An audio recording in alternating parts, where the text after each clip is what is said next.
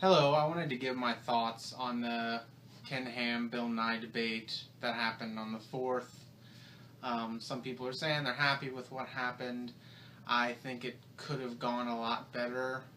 I think that Bill Nye started off really good. I think he gave a lot of solid facts, but unfortunately, he forgot that he's in a crowd of people who don't have the same definition of logic. Actually, maybe don't even have logic at all. Um, well, in the area of evolution, and so the facts aren't going to stick with them as well as with someone who actually understands the scientific process. And so when he says that, and Ken Ham comes back with something like, "Oh, there was 100 feet of snow. It snows a bunch on top of in the wintertime, and so the icicles don't count." He completely, of course, negated the fact that we measure the winters when we look at them. But people fall for that because they don't know better.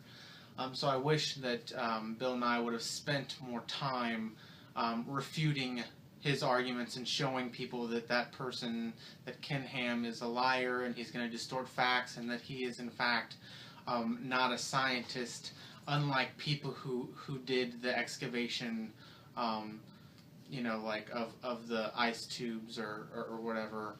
The point is that they're qualified, and Ken Ham doesn't know what he's talking about. He really should have drove that home, and he didn't. He stuck to his own facts. It's very admirable in one sense, but he should have paid attention to who the crowd was.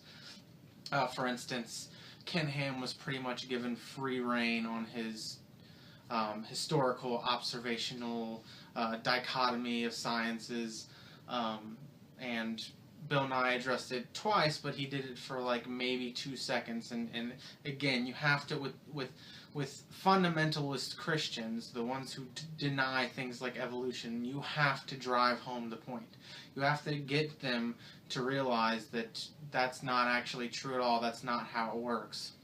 And he just didn't spend a lot of time doing that. He didn't spend a lot of time saying things like it doesn't exist. Scientists, Ken Ham is the only one that's acknowledging historical and observational scientists. Out of all the different areas of science, it seems to only apply to this one area Ken Ham is talking about. For example, if we go to a courtroom where they use science to collect data and information, could you imagine if a defense attorney stood up and said, despite all the information, there's two types of events. There's a historical event and there's an observational event. And historical events are more untrustworthy. They can't be definitively proven because they weren't observed and they're in the past. Who would fall for that?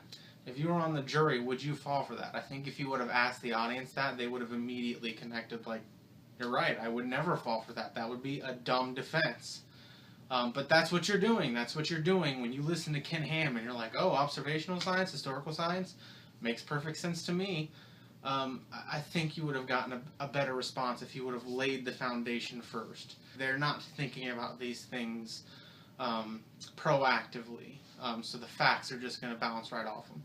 And I'll also do a video this week, and I want to make a video kind of further illustrating why the observational and historical idea of science is really ridiculous by addressing the courtroom analogy a little bit more. I'm going to talk about the information that the prosecution has, and the defense's use of this really bad tactic to convince the jury to defend a clearly guilty murderer. So I would have liked to have seen a lot more of that. I would have liked to have seen a lot more of Bill Nye just flat out addressing Ken Ham and his arguments. I really hope there were some people in the crowd that, despite that, did further research and found that, in fact, Bill Nye's science is a lot more sound than Ken Ham's. But I don't know. Hopefully we'll have another one, and I want to know what other people think about it. Do you think it was successful? Do you think it failed miserably? Are you somewhere in between? I want some other thoughts on this, because I really like to know where people are at, and this includes Christians. I want to know where Christians were at on that. because I actually was surrounded by a lot of Christians at the time, and it was just a lot of applauding Ken Ham, saying he's right, despite the fact that it was just absolute nonsense. Despite the fact that he scoffed at the idea of not knowing people really